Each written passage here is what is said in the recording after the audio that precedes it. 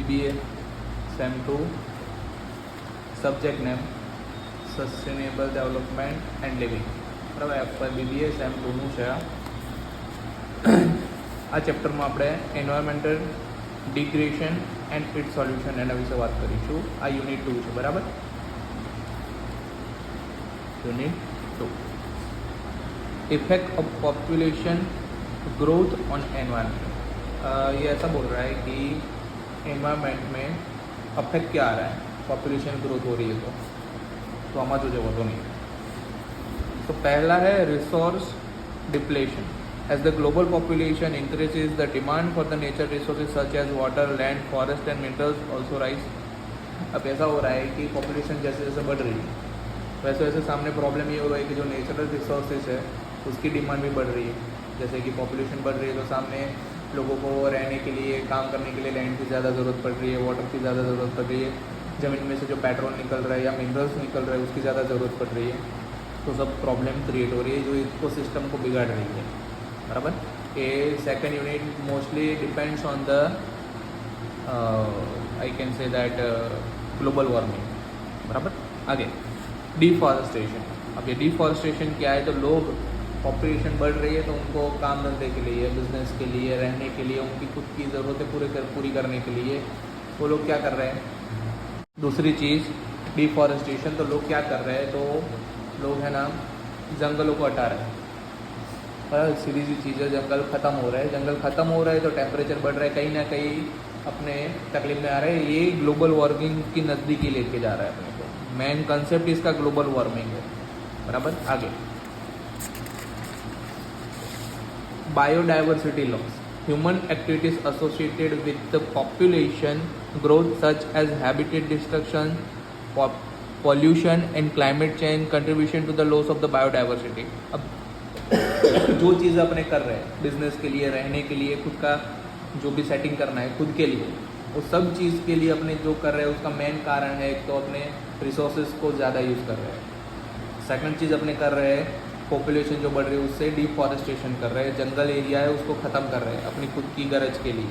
बराबर. फर्नीचर बनाना है, लकड़ी काटेंगे तो जंगल धीरे धीरे कम हो रहे हैं. वो सब सीधा लेके जाएगा पॉल्यूशन की तरफ, टेम्परेचर बढ़ जाएगा. तो ये भी ग्लोबल वार्मिंग की नज़दीकी लेके जा रहा है. आगे पॉल्यूशन. जितने भी लोग हैं, फास्ट लाइफ हो गई तो सबको क्या करना है, सबको जाना है आगे, फटाफट पहुंचना है. तो व्हीकल का यूज़, मशीन का यूज़, टेक्नोलॉजी का यूज़ जो पॉल्यूशन बना रहा है, पॉल्यूशन भी कहीं ना कहीं अपने को नुकसान ही कर रहा है. ये भी ग्लोबल वार्मिंग की तरफ ही लेके जा रहा है. आगे है क्लाइमेट चेंज. वो ये सब कर रहा है तो क्लाइमेट चेंज हो रहा है. क्लाइमेट चेंज हो रहा है तो वो अगेन ग्लोबल वार्मिंग की तरफ लेके जा रहा है. अर्बनाइजेशन. लोगों को गाँव में नहीं रहना है, लोगों को अच्छी सी लाइफस्टाइल चाहिए, है ना, मॉडर्न लाइफस्टाइल चाहिए. लोगों को गाँव पसंद नहीं है. अर्बन मतलब कि शहर, लोग शहर में रहने लगे. इंफ्रास्ट्रक्चर वो सब के लिए भी अपने कहीं ना कहीं नेचुरल रिसोर्स को ही काटेंगे, कम करेंगे. Food security. अब अपने को खाने के लिए ऐसा चीज़ है कि जो फास्ट ग्रो करे, क्योंकि इतना पॉपुलेशन हो गया है ना कि ज़मीन की इतनी कैपेसिटी नहीं रही है कि उतना अपने को अनाज उगा के दे. तो अपने शॉर्टकट केमिकल्स डाल रहे हैं, फर्टिलाइजर्स डाल रहे हैं, तो अपने को कहीं ना कहीं वो नुकसान पहुँचा रहा है. आगे वाटर स्कैर्सिटी. इतने लोग हो गए, पानी की कमी भी हो रही है. बराबर. अपने वाटर का इतना जैसे देखा जाए तो इतना वेस्ट भी कर रहे हैं. कंस्ट्रक्शन में पानी का यूज़ होता है, मैन्युफैक्चरिंग में पानी का यूज़ होता है, कई कंपनियों में पानी का यूज़ होता है, जो सही में हो सके तो नहीं करना चाहिए. पानी का यूज़ फार्मिंग के लिए करना चाहिए, लेकिन अपने बिजनेस के लिए भी करने लगे कहीं ना कहीं. तो वो भी कहीं ना कहीं तकलीफ पैदा कर रहा है जो ग्लोबल वार्मिंग की तरफ अपने को लेके जाएगा. और वेस्ट जनरेशन. अपना इतना बिजनेस करते हैं, इतना कचरा पैदा करते हैं ना कि जो ऐसा कचरा है ना, जो ऐसा बोल सकते हैं कि जिसको डिस्पोज नहीं कर पा रहे प्रॉपरली, है ना, जो अपने को पॉल्यूशन, लैंड पॉल्यूशन कर रहा है या फिर एयर पॉल्यूशन कर रहा है. तो ये भी एक तकलीफ है. यहाँ पे एग्जांपल ले सकते हो प्लास्टिक का.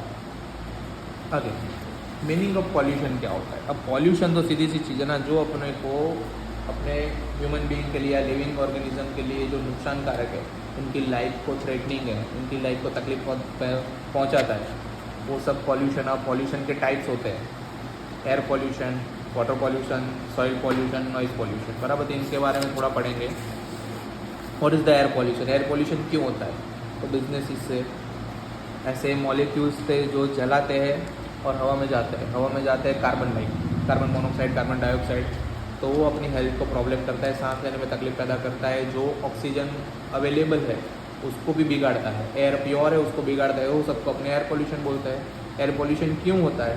तो एयर पोल्यूशन व्हीकल ज़्यादा यूज़ करने से होता है, या एयर पोल्यूशन ज़्यादा चीज़ें जलाने से होता है।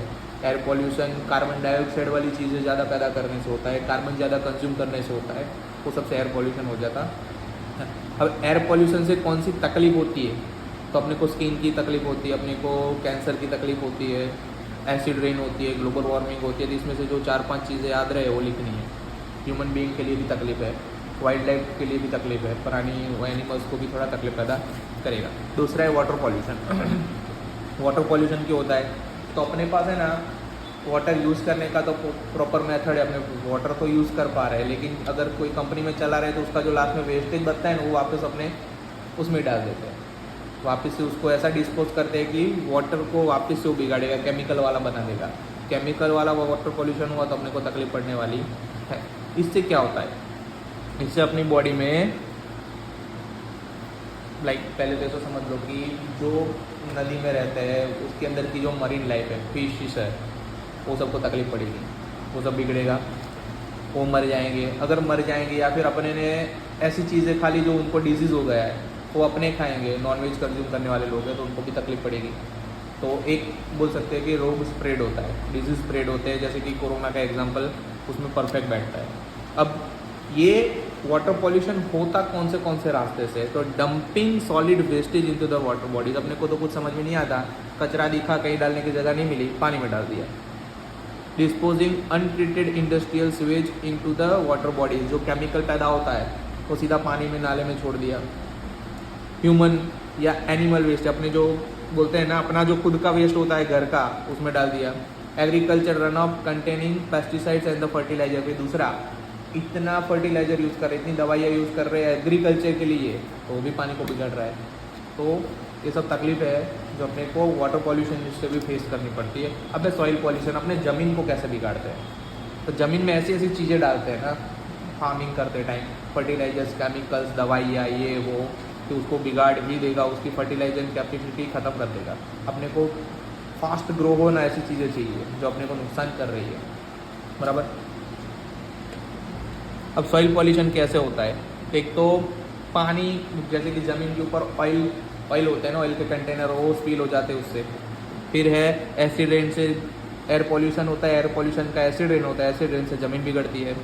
जो ज़मीन अल्कलाइन होनी चाहिए ना, पीएच लेवल में होनी चाहिए ना, वो नहीं रहती है।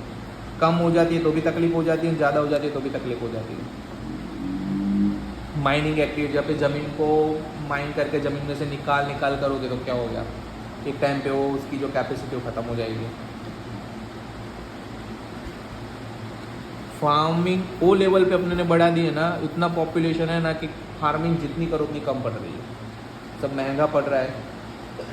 तो फार्मिंग एक्टिविटी इतनी फास्ट हो गई है, उसके सामने उसको ज़मीन में से पाक को फास्ट ग्रो करवाने के लिए उसके केमिकल्स भी ज़्यादा बन गए, तो वो भी तकलीफ पड़ रही है। इंडस्ट्रियल एक्सीडेंट्स है जो ज़मीन को बिगाड़ रहे हैं। अब उससे क्या होगा? एक तो न्यूट्रिशन ज़मीन में से ख़त्म हो जाएंगे, मिनरल ज़मीन में से ख़त्म हो जाएंगे। जो ज़मीन के अंदर जो एक रिसाइकल प्रोसीजर है ना, कि एक 10 साल 20 साल 25 साल के बाद ज़मीन में से अपने को पेट्रोल मिलेगा या कुछ भी मिलेगा, उसकी कैपेसिटी, उसकी जो लेंथ है ना, वो लॉन्ग हो जाएगी। तो अपने को इन अवर फ्यूचर जनरेशन, अपनी जो आने वाली पीढ़ियाँ है, उनको चीज़ें कम मिलेगी। टॉक्सिक डस्ट हो जा रहा है जो एलर्जी पैदा करता है। बाकी पहले की ज़मीनें जो थी वो एकदम इतनी प्योर थी ना, कि उसमें खेलने से, ऊपर से उसके साथ रहने से या उसको जख्म पे लगाने से रोग ख़त्म हो जाते थे। अभी तो उससे उल्टा हो गया है, उससे एलर्जी होने लगी है लोगों को। तो ये सब तकलीफ होती है जिसको टॉक्सिक डस्ट बोलते हैं। नॉइज़ पॉल्यूशन, इतना व्हीकल का यूज़, इतना एंटरटेनमेंट, तो इंडस्ट्री मशीन्स का यूज़, वो सब का आवाज़, वो सब के वाइब्रेशन, अभी यहाँ पे बैठे तो भी बाहर की आवाज़ आ रही है, मतलब कि ये नॉइज़ पॉल्यूशन है जो अपने लिए सही नहीं है। एक DLB से ज़्यादा का कोई वॉइस कान में आ गया ना, तो अपने को कहीं ना कहीं डैमेज करता है, अपने को गुस्सा दिलाता है, अपने को एंजाइटी बढ़ा देता है, अपना ब्लड प्रेशर लो या ज़्यादा कर देता है, तो तकलीफ है। क्यों होता है? तो ट्रांसपोर्टेशन से होता है, हैवी मशीन्स से होता है, मिल्स से होता है, फैक्ट्रीज से होता है, कंस्ट्रक्शन नॉइज से होता है, कोई सोशल इवेंट जैसे कि डीजे बना लिया, पार्टी कर ली, लाउड स्पीकर ऑन कर लिए, फायर क्रैकर जला लिए, ये सब से होता है। तो इससे नुकसान क्या होता है कि वो सुनने की क्षमता कम हो जाती है, गले के रोग होते हैं, स्लीपिंग डिसऑर्डर आ जाते हैं, ब्लड प्रेशर बढ़ जाता है और बात करने में तकलीफ पड़ती है। हम किसी से सही से बात नहीं कर पाते, अपने को भी चिल्ला चिल्ला के बात करना पड़ता है। आगे है इफेक्ट ऑफ द पॉल्यूशन। तो पॉल्यूशन से इफेक्ट्स क्या होते हैं? एनवायरमेंटल डिग्रेडेशन होते हैं। एनवायरमेंट है जो भगवान ने अपने को एंजॉय करने के लिए दिया है, अपने लिए बनाया है, वही उसकी हम पथारी घुमा रहे हैं। एग्रीकल्चर ले लो, लैंड ले लो, एयर ले लो, जो लेना है ले लो, सब में कुछ ना कुछ तकलीफ पैदा कर रही है। अपने उसको ऐसा डिस्टर्ब कर रहे हैं ना, अपने हिसाब से एनिमल्स भी डिस्टर्ब हो रहे हैं, अपने हिसाब से और लोग भी डिस्टर्ब हो रहे हैं, जो और लिविंग ऑर्गेनिज्म है उनको भी तकलीफ हो रही है। क्लाइमेट चेंज हो रहा है, कभी भी बारिश गिर जाती है, कभी भी ठंडी चालू हो जाती है, उसमें भी कोई चेंज, मतलब बैलेंस नहीं रहा। हेल्थ प्रॉब्लम हो जाती है, कभी भी कोई भी एक सीजन चेंज हुई, सीधा किसी ना किसी को एलर्जी हो जाएगी, वायरस आ जाएगा, बराबर हेल्थ प्रॉब्लम क्रिएट होने लगे। वाटर कंटेमिनेशन, पानी की कमी महसूस होने लगी है, क्योंकि इतना पॉपुलेशन है, पानी ज़्यादा से ज़्यादा यूज़ हो रहा है, उसका वेस्ट भी ज़्यादा हो रहा है, पीने लायक पानी है ही नहीं। अपने पास रिसोर्सेज है पानी के, लेकिन वो सब ऐसे रिसोर्सेज है तो जो पानी पीने लायक नहीं है। जैसे कि समुंदर का पानी होता है, अपने लिए कोई काम का रहता नहीं। सॉइल डिग्रेडेशन, अपने को ज़मीन में से इतना खोद के सब निकाल लेना है ज़मीन में से, तो अपने ज़मीन को भी बिगाड़ रहे हैं। ज़मीन में से जो उनकी कैपेसिटी है ज़मीन की जगह फार्मिंग, तो उसका एक प्रोसीजर होता है कि 2 महीने में, 15 दिन में, 20 दिन में, 25 दिन में वो अंदर से वो पौधा उगेगा और अपने को जो चाहिए वो देगा, लेकिन अपने उसको भी बिगाड़े, अपने को उसमें भी स्पीड चाहिए, पेस्टिसाइड डाल के, फर्टिलाइज़र डाल के, केमिकल डाल के, दवाइयाँ डाल के। ओशन पॉल्यूशन, अपने इतना वाटरवेज का भी यूज़ कर रहे हैं एक जगह से दूसरी जगह, सामान को इधर से उधर करने के लिए, उसमें भी ऑयल मेंटेनेंस, फिर पेट्रोल, कुछ भी एक्सीडेंट हो गया यहाँ से वहाँ होने में, तो सब गिर गया तो जाएगा किधर? सीधा ओशन में जाएगा, तो तकलीफ कौन किसको पड़ेगी? मछलियों को, उसके अंदर जो रह रहे हैं वो सब जीव को, तो उसको भी हम बिगाड़ रहे हैं। लॉस ऑफ द बायोडाइवर्सिटी, अपने को जो भगवान ने एक साइकिल बना के दी है ना बायोडाइवर्सिटी की, उसकी भी प्रॉब्लम अपने क्रिएट कर रहे हैं, अपने को उसका कोई फ़ायदा भी मिल नहीं रहा है। मीन्स प्योरिटी नहीं रही अपने पास। Aesthetic and the recreational impacts, अब अपने पास एक ऐसी चीज़ हो गई ना कि अपने को चीज़ों को रीयूज़ करना नहीं आ रहा है। अपने को ये मेथड्स यूज़ करनी पड़ेगी कि कोई चीज़ ऐसी बनाओ जो लंबे टाइम पे चले, जो लॉन्ग टाइम पे चले, तो कम से कम उसको दोबारा परचेज ना करना पड़े, उसको दोबारा बनाना ना पड़े। अगर दोबारा नहीं बनाना पड़ रहा है तो मतलब कि कहीं ना कहीं नेचुरल रिसोर्स का हम कम यूज़ करेंगे, तो अपने को ये सब ढूंढना है। इकोनॉमिक कॉस्ट, अपने को है ना कोई महंगी चीज़ पसंद नहीं है, सस्ता ले लेना है, बराबर, तो उसके ऊपर भी ध्यान देना, ये सब इफेक्ट आ रही है। और सोशल डिस्पैरिटीज़,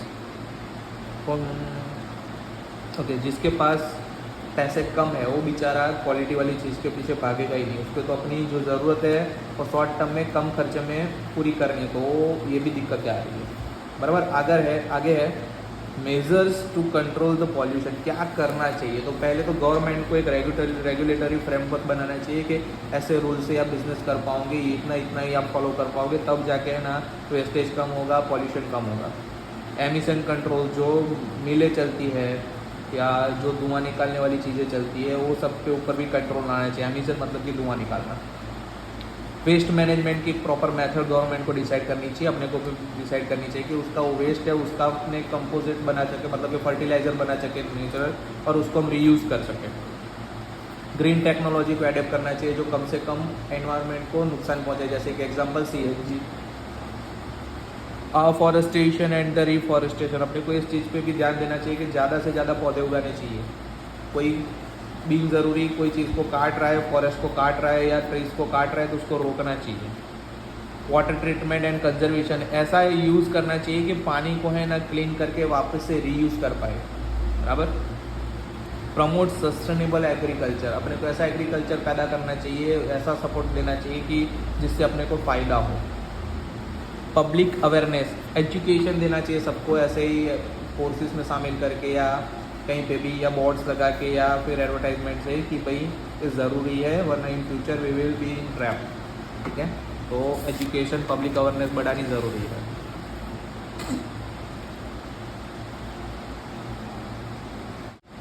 आगे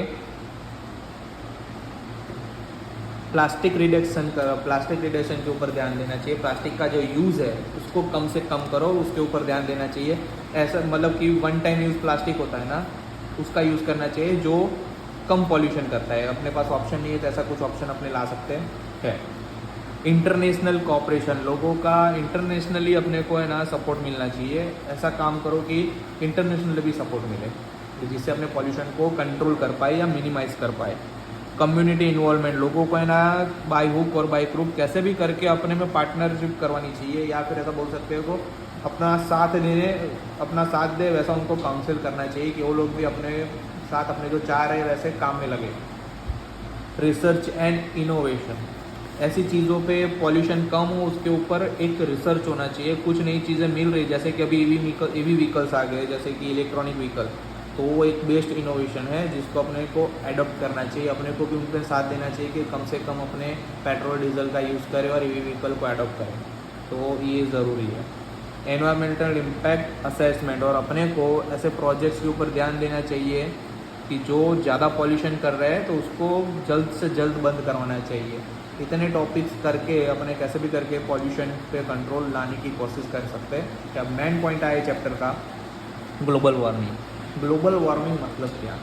टेम्परेचर बढ़ जाना अर्थ का by the usages of the not avoidable things, जैसे कि ऐसी चीज़ें जो पॉल्यूशन ज़्यादा पैदा करती है, बराबर, जिससे टेम्परेचर बढ़ता है। अल्टीमेटली ऐसा है, समझ लो, मैं समझा रहा हूँ। वैसे ये अर्थ है, इसके ऊपर व्हीकल ज़्यादा हो गए, इसके ऊपर मशीन्स ज़्यादा हो गई, मतलब ऐसी चीज़ें हो गई जो कार्बन डाइऑक्साइड ज़्यादा पैदा करती है, जो एयर में जाएगी, बराबर, एयर में जाएगी। तो ये अर्थ के ऊपर एक लेयर है ओजोन की, ओजोन को O3 लेयर बोलते हैं। ओजोन की लेयर है जो सन से आते अल्ट्रावायलेट रेज को है ना अपने अर्थ के ऊपर डायरेक्ट नहीं आने देती, यहाँ पे स्प्रेड कर देती है, जिससे वो डायरेक्ट नहीं आती, इसलिए यहाँ का टेम्परेचर मेंटेन रहता है। लेकिन अपने जो कर रहे हैं यहाँ पे कार्बन डाइऑक्साइड को पैदा, जो ऊपर जाएगा और ये ओजोन लेयर में है ना वॉल क्रिएट करता है, यहाँ से है ना रास्ता बना देता है ये सनरेज को डायरेक्ट अर्थ पे आने के लिए। तो अल्टीमेटली होगा क्या, यहाँ का टेम्परेचर बढ़ जाए क्योंकि गर्मी ज़्यादा आ रही है।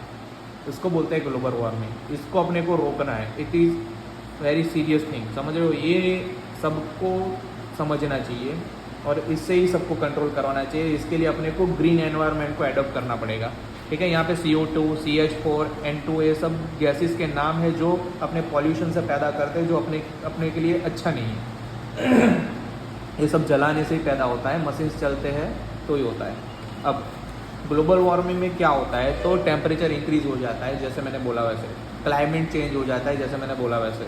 मेल्टिंग आइस, जो आइस है हिमालय में 9 जगह पे, वो मेल्ट होती है, मेल्ट होके पानी बनता है, पानी बन के नदी बनती है, नदी से वो सी लेवल पे आता है। सी लेवल में आता है तो सुनामी बुनामी आने का या फिर वो क्या बोलते हैं स्ट्रॉम आने का खतरा रहता है। ओशन एसिडिफिकेशन होता है। ओशन में क्या हो जाता है, रेनफॉल होता है, रेनफॉल एसिड वाला होता है। तो ओशन लाइफ में जो अंदर जो लिविंग ऑर्गेनिज्म रह रहे हैं, मछलियाँ ना, वो सब उनको तकलीफ होती है, उनमें रोग घुस जाएगा, अपने खाएंगे, अपने को तकलीफ होगी। तो एक साइकिल पैदा होती है जो अपने को तकलीफ पैदा कर रही है। ओशन में एसिड आ गया तो अपनी बॉडी में आएगा ही। इम्पैक्ट्स ऑन द बायोडाइवर्सिटी, जो भगवान की जो एक नेचुरल प्रोसेस है उसमें तकलीफ पैदा होती है। और लास्ट वन, ह्यूमन इम्पैक्ट्स, अपने वो लेवल पे इसको आगे बढ़ोतरा दे रहे हैं ना कि उसका कोई मतलब रुकावट ही नहीं, उसको स्टॉप करने का कोई रास्ता ही नहीं है, बराबर। सोसाइटी को इससे प्रॉब्लम होने ही वाली है, बराबर। आगे देखते हैं reason oppose of the global warming. क्यों ग्लोबल वार्मिंग होती है, कौन से ऐसे जरिए जहाँ से ग्लोबल वार्मिंग होती है। एक तो burning of the fossil fuels, अपने ये सब जलाते ना लकड़ियाँ ना, वो सब, उससे। दूसरा है डिफॉरेस्टेशन, अपने जंगल को काट रहे हैं, इससे। इंडस्ट्रियल एक्टिविटीज़ जो CH4, N2, कार्बन डाइऑक्साइड, वो सबको ज़्यादा एमिट करती है, ज़्यादा पैदा करती है। एग्रीकल्चर प्रैक्टिस, जिसमें कचरा ही डाल रहे हैं अपने। लैंड यूज़ चेंजेस, अपने ज़मीन का जो प्रॉपर यूज़ है फार्मिंग का, वो छोड़ के अपने उसमें कंस्ट्रक्शन कर रहे हैं, उसमें बिजनेसेस चला रहे हैं, वो तकलीफ है। वेस्ट मैनेजमेंट, अपना वेस्ट मैनेजमेंट का प्रोसीजर ही सही नहीं है, तो ये भी एक तकलीफ है। Use of the fluorinated gases, इतने गैसेस जैसे कि PFCS, फिर CFC क्लोरोफ्लोरोकार्बन, वो सब जो सही में अपने को पता है कि अपने लिए प्रॉब्लम क्रिएट करता है, वही अपने ज़्यादा यूज़ करते हैं अपनी फैसिलिटीज़ के लिए। ट्रांसपोर्टेशन का ज़्यादा यूज़ करते हैं, जहाँ पे 5 लोग बैठ के एक कार में जा सकते हैं, वहाँ पे एक इंसान अकेला कार लेके आता है, वो तकलीफ पैदा करता है, ज़्यादा पॉल्यूशन पैदा कर रहा है। इंक्रीज एनर्जी कंजप्शन, अपने को ज़्यादा से ज़्यादा एनर्जी के ऊपर डिपेंड रहने की आदत पड़ रही है, तो ये भी एक तकलीफ पैदा कर रही है। Land degradation and social erosion, और लैंड का यूज़ नहीं हो रहा है जो प्रॉपर वे से होना चाहिए वो, उसके साथ साथ इतना पानी आ रहा है ऊपर से बर्फ़ से पिघल के, ज़्यादा बारिश होने से कि ज़मीन का जो फर्टिलाइज़र है, ज़मीन में जो अच्छे अच्छे तत्व है ना, वही निकल जा रहे हैं, जिसको ज़मीन का दोहन बोलते हैं। ठीक है, अब ये देखो, different tools of market mechanism to reduce the carbon emission, ऐसे डिफरेंट टूल जो मार्केट में अपने यूज़ कर सकते हैं कार्बन को पैदा करने का जो स्पीड है ना, उसको कम करने का रास्ता है रिड्यूस, बराबर। तो पहले तो कार्बन प्राइसिंग, उसका प्राइसिंग बढ़ा दो। पर ऐसा यूज़ है, जैसे व्हीकल का प्राइस बढ़ रहा है, आपको पता ही है, पेट्रोल का प्राइस बढ़ ही रहा है, तो गवर्नमेंट की तरफ से वो यही कर रहे हैं कि जितना ज़्यादा महंगा होगा लोग उतना उसको कम यूज़ करेंगे, बराबर। दूसरा, रिन्यूएबल एनर्जी क्रेडिट्स, अब ऐसी ही एनर्जी का यूज़ करो जो रिन्यूएबल हो, जैसे कि अपने अभी EV व्हीकल आ गया, व्हीकल की बैटरी ख़त्म, दूसरे दिन चार्ज करो और निकल पड़ो, तो ये भी एक सही है। हिड इन ट्रैफिक्स, अब ये है एक लेवल का गैप बना लो, जैसे कि आपने यूनिट का प्राइस इलेक्ट्रिसिटी यूज़ करते हो तो थोड़ा महंगा कर दो, या फिर एक कैप बनाओ कि इतने से इतना यूज़ किया ना आपने महीने में तो आपको इतना बिल कम आएगा, तो सब कुछ जिससे फ़ायदा हो सके लोग उतना यूज़ करें। यहाँ पे एक चीज़ मैं बोलना चाहूँगा, इंडोनेशिया बाली में पेट्रोल एक इंसान एक वीक में कितना यूज़ करेगा ना, उसका भी गवर्नमेंट डेटा रखती है, उससे ज़्यादा किसी को पेट्रोल दिया ही नहीं जाता, बराबर। तो ऐसा कुछ अपने भी कर सकते हैं जिससे पेट्रोल का कम यूज़ हो, पेट्रोल का कम यूज़ होगा तो सामने उतना पॉल्यूशन कम होगा। ग्रीन सर्टिफिकेट, ऐसे व्हीकल ही या ऐसे मशीन ही या ऐसे बिजनेस ही मार्केट में चलनी चाहिए जो ग्रीन हो, मतलब कि एनवायरनमेंट फ्रेंडली हो, बाकी वो चलना ही नहीं चाहिए, इसके ऊपर ध्यान देना चाहिए। सब्सिडीज देनी चाहिए, अभी जो गवर्नमेंट दे रही है इलेक्ट्रिक व्हीकल खरीदो तो उसके लिए अब गवर्नमेंट थोड़ा हेल्प देती है, जिसको सब्सिडीज बोलते हैं। एनर्जी एफिशिएंसी ट्रेडिंग, ऐसी चीज़ें या ऐसे मशीन से ऐसे टेक्नोलॉजी एडोप्ट करनी चाहिए जो कम इलेक्ट्रिसिटी कंज्यूम करे लेकिन अपने को सामने फ़ायदा उतर ना दे। मतलब अपने यहाँ पे ऐसा बोल सकते हैं कि 5 स्टार 3 स्टार जो इलेक्ट्रिसिटी सेवर मशीन्स आते हैं ना, वही यहाँ पे बात हो रही है। ज़्यादा माइलेज, दूसरी भाषा में कार्बन ऑफसेटिंग, ऐसा कोई मोड ढूंढना चाहिए जिसमें कार्बन का कम से कम यूज़ हुआ हो, तो पॉल्यूशन उतना कम होगा। Environmental product labelling and standard, अब जो एनवायरमेंट की जो प्रोडक्ट है, मान लो कि प्रोडक्ट बनाई, उसका बॉक्स पैक किया, तो बॉक्स फिर वेस्ट में ही जाने वाला है, लोग प्रोडक्ट यूज़ करेंगे, बॉक्स का यूज़ नहीं करेंगे। तो बॉक्स ऐसा होना चाहिए जो कम कचरा पैदा करे या कम पॉल्यूशन पैदा करे। वॉलंटरी एमिशन रिडक्शन प्रोग्राम, ऐसे प्रोग्राम्स बनाने चाहिए जो सब साथ में खुद ही समझ जाए कि भाई मेरे को एनवायरनमेंट को हेल्प करना ही चाहिए, मेरे को एनवायरनमेंट को सपोर्ट करना ही चाहिए, मैं खुद ही अब कचरा पैदा नहीं करूँगा। ऐसा आगे बढ़ते हैं। ग्रीन बॉन्ड्स, सबको यही समझना है कि मेरे को ही मुझे बचाना है, मुझे बचाने कोई नहीं आने वाला है, मैं मेरे को बचाऊंगा तो मैं दुनिया को ऐसे ही बचा लूँगा। तो मेरे को एनवायरनमेंट फ्रेंडली ही मेरा लाइफ को सेट करना है, बराबर, ये इतना ध्यान रखना है। अब कार्बन ट्रेडिंग क्या होती है, तो कैप सेटिंग जैसे मैंने समझा दिया, उसका भाव, उसका मेजरमेंट वो रख दो। अलोकेशन ऑफ द एमिशन और अलाउंसनेस, अब इसमें भी ध्यान रखना है कि एमिशन मतलब कि जो कार्बन पैदा होता है, जो कचरा पैदा होता है, जो एयर पॉल्यूशन करता है, उसके ऊपर भी एक कंट्रोल होना चाहिए, उसका भी अलाउंसेस होना चाहिए। Trading of the emission allowances, फिर है मार्केट डायनामिक्स, मार्केट में भी ऐसा सेटिंग करना है कि जिससे लोग कम कचरा पैदा करें, उसकी सप्लाई डिमांड को मैच करें। ऐसा नहीं कि इतना बना दिया ना कि कचरा तो ऑलरेडी पैदा कर दिया है, पॉल्यूशन तो बहुत कर दिया, लेकिन उसकी फिर मार्केट में डिमांड ही नहीं। तो सप्लाई और डिमांड को भी मैच करना है। कंप्लेंट्स एंड द पेनल्टीज़, कोई ज़्यादा वेस्टेज कर रहा है तो उसके ऊपर तुम पेनल्टीज़ लगाओ, उसका या धंधा बंद करवा दो, कुछ भी। इनोवेशन एंड एफिशिएंसी, ऐसी चीज़ें बनाओ जो लेस पॉल्यूटेड हो, और या फिर ऐसा बोल सकते हैं कि कचरा कम पैदा करे, पॉल्यूशन कम करे। फ्लेक्सिबिलिटी एंड कॉस्ट इफेक्टिवनेस, इससे ऐसी चीज़ें बनाओ जो फ्लेक्सिबल हो, ईजी टू यूज़ हो और ईजी टू मेंटेन हो। लिंकिंग सिस्टम, इसका लिंकिंग सिस्टम बेस्ड होना चाहिए। मार्केट से, दूसरी कंपनियों से, कि जिससे वो चीज़ को फेंकना ना पड़े और उसको मेंटेन करके वापस से अपने यूज़ कर पाएँ। ठीक है, तो इतनी चीज़ों पे ध्यान रखना पड़ेगा। यही था ये सेकंड यूनिट जो मोस्टली डिपेंड था ग्लोबल वार्मिंग पे। अब है पिगोवियन टैक्स। अब पिगोवियन टैक्स क्या होता है, ये समझने लायक चीज़ है। गवर्नमेंट है ना, हार्मफुल चीज़ें जो कंपनी बनाती है लेकिन वो बनानी पड़ती है, ऐसी मजबूरी हो, तो उसके ऊपर है ना गवर्नमेंट एक्स्ट्रा टैक्स डालती है, उसको बोलते हैं पिगोवियन टैक्स। ठीक है, अब पिगोवियन टैक्स कैलकुलेट कैसे होता है, बराबर, तो एमपीसी से कैलकुलेट होता है, बराबर। उसके एडवांटेज क्या है देखो, तो डिस्करेज सोशल हार्मफुल एक्टिविटीज, इससे है ना हार्मफुल एक्टिविटी जो करता है ना वो नहीं करेगा। क्यों? क्योंकि उसको टैक्स भरने का डर रहेगा। A sources of revenue from the government, government को एक सोर्स मिल जाएगा कि कहाँ पे ऐसी ऐसी चीज़ें या ऐसी ऐसी एक्टिविटीज़ होती है। एनकरेज मार्केट एफिशिएंसी, इससे ना मार्केट की एफिशिएंसी को हम बढ़ा पाएंगे और पॉल्यूशन को कम कर पाएंगे।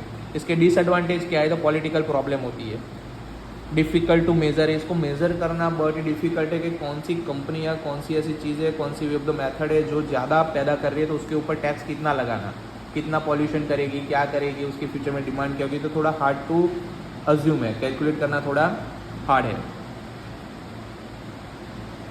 अब ये चीज़ें लोगों के ऊपर है ना बर्डन पैदा करेगी। इसके IMP क्वेश्चंस, तो right a detail note on effect of the population growth on environment, discuss basic meaning of the population, discuss different type of the population, write a detailed note on different effect of the population, discuss measure to control the population, explain meaning of global warming, explain different reasons of causes of the global warming, carbon trading के ऊपर और पिगोवियन tax के ऊपर short note. इतने IMP question.